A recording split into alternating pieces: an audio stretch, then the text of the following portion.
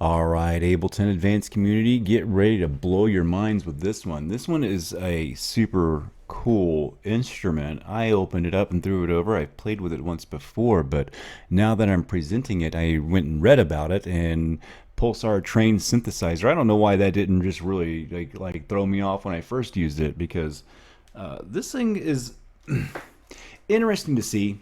And I can tell you right now, honestly, that I don't understand it enough to probably fully represent this in the video, but I can get you pointed in the right direction and kind of understanding it and being able to use it. I can't tell you exactly what's going on, but I mean, I feel like I understand the UI sort of enough to get my way around it and kind of what's going on and how to manipulate this instrument. But I definitely know that I'm missing some key pieces of knowledge in here. But without further ado, let's go ahead and read about what this is and see if we can wrap our heads around it together, folks, okay? Pulsar synthesis is a method of electronic music synthesis based on the generation of trains of sonic particles. So PS can produce either rhythmic or tones as it crisscrosses perceptual time spans. The basic method generates sounds similar to vintage electronic music sonorities with several important enhancements. The advanced method combines multiple pulsar trains with convolution with sampled sounds. So it combines multiple pulsar trains and convolution with sample sounds and convolution. So I don't know. It seems like it's like a weird granular. Is that how I'm seeing it? I mean, that's how I'm kind of like taking this. Is that it's taking like some pieces and it's all putting these things together and to form sort of either like way out there sounds or sounds that we've heard before, except for they have a lot more dynamics. With that being said, feel free to help explain this a little bit better or send us a different link. I mean, on the surface search, I mean, I didn't dig super deep, not yet anyway, but on a surface search, you don't get a lot of information on this. Now, this was emulated off of another instrument, and I read that instrument's description, and I kind of figured out what I was doing here with like, well, let's talk about the UI here, and I'll show you what I've figured out, and then hopefully we can kind of get some understanding of this instrument together, and maybe somebody can join in on the comments and really point us in the right direction, and we can all learn together. So oscillator 1, we can see over here, okay, so at the very top over here we have our presets, file, unlock. It looks like you can lock everything. Not, you know, anyway, I haven't messed with that, but I'm down to the next thing, the engines. So oscillator 1, 2, 3, 4 down here. Now each one of these has 2 selection sources. So this is where I'm seeing like here's their selection source, and then there's a shift and a width, and then these 2 thingies seem like they're somehow kind of pulling and mixing pieces all over the place. Maybe they're like, maybe it's like a width thing. It's like way out here on the left and right, and there's like thousands of these things going on at once, maybe. And the algorithm, that's what it's doing. Somebody correct me on that. If not, that's my weird interpretation of what's happening. Let's play some notes. Now you can see I just had the oscillator 1 on. This is the first look no filter is what it says. So let's play with the filter a little bit here. Oh, there is no filter. There's nothing on. So here everything's off. We have a delay on the first node. Okay, let's talk about what's happening here.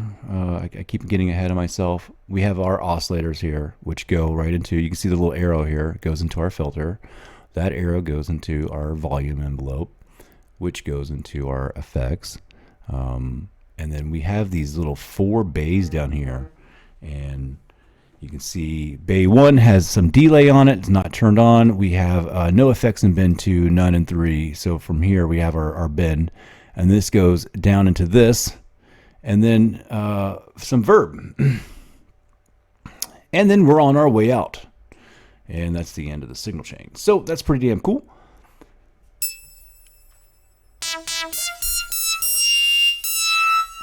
very weird and very sonically rich what's going on. And I'm going to show you what I've kind of learned here between these two windows here, and like the width and the shift. We're just going to have to play together. That's as far as I've gotten before I've made the video. I've read around a little bit. So we're going to bring the shift up.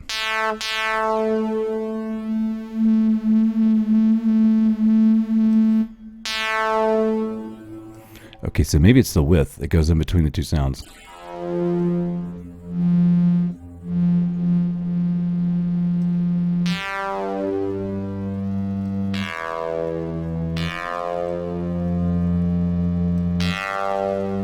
So let's take the width all the way down this way and play with one of these.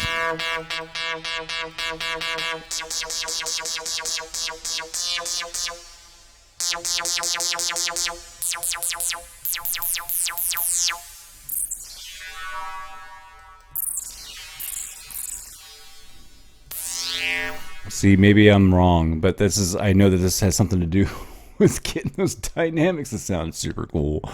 And that's just one. We only have one on right now, so let's turn on number 2.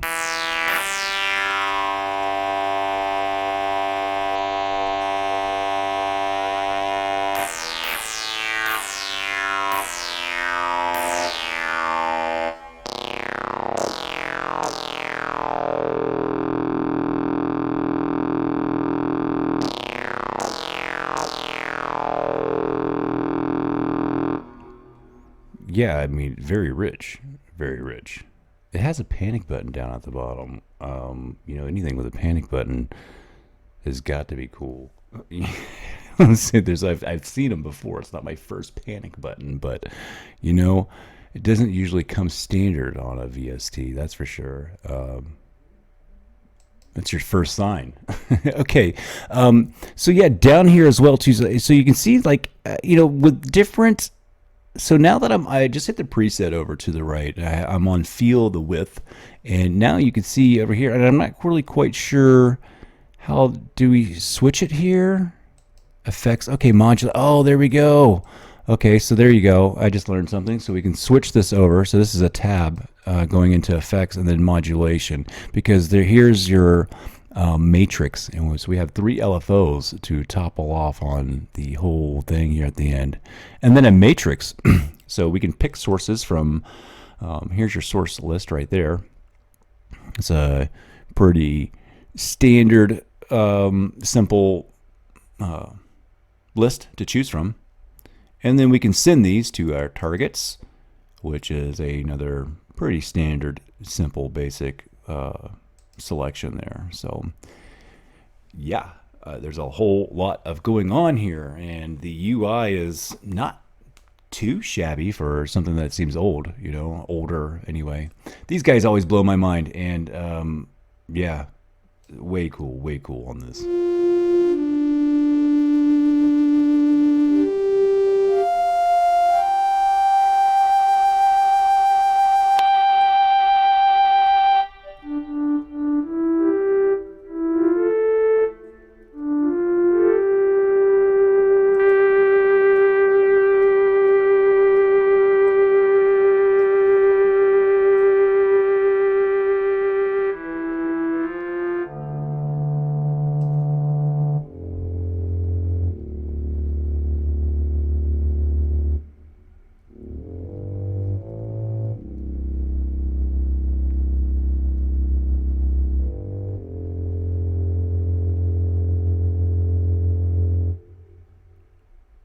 I mean, it sounds like something you've heard before, but that is that's a really rich tone. I'm you know, I'm at loss of words, and this is definitely more richer than most sounds.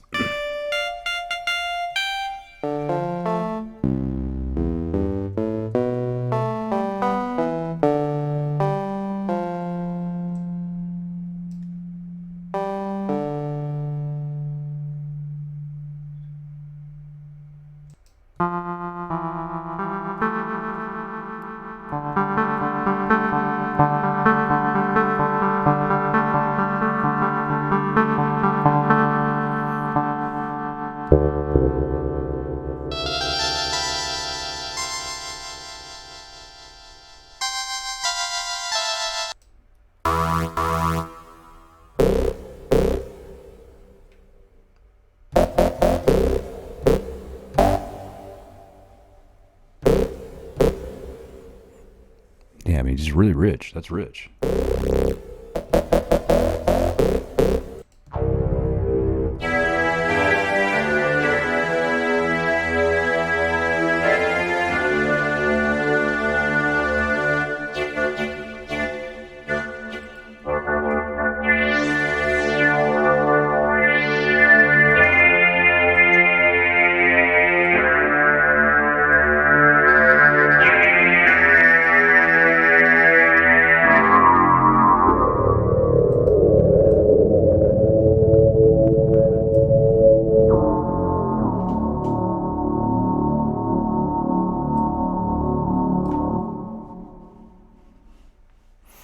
Yeah, so that's a really cool instrument, and you can see over there I kind of went over to that random and the pitch section there and started hitting the sparse, and I think that is kind of like kicking out these little granular pieces. It got like pretty weird there. And yeah, for some reason I seem to lost control of my mouse here. And this has happened to me twice on this instrument now, so there might be some kind of a weird issue. It could be on me too. You know how PC is. I just updated some graphics stuff, so you know it always works good until something starts working. But I didn't have this problem on any other device so far, so I'm thinking that it might be not just a coincidence. So yeah, we'll you know, not really a big of a deal because I usually use these things and I just kind of get my sounds out of them. But this thing's rich, super rich, and I suggest maybe checking this out and the rest of the stuff from these guys over there too as well. So once you go over to this site here and check these guys out, you're going to find a huge list of things that are just going to blow your mind. Super complicated, and the guys are brilliant over there. So not the last item from these guys that we will be talking about as we go down the list. So with that being said, hit that like and subscribe. I'll see you guys on the next video. We'll be talking about Razor Blade next from the same company. Bye.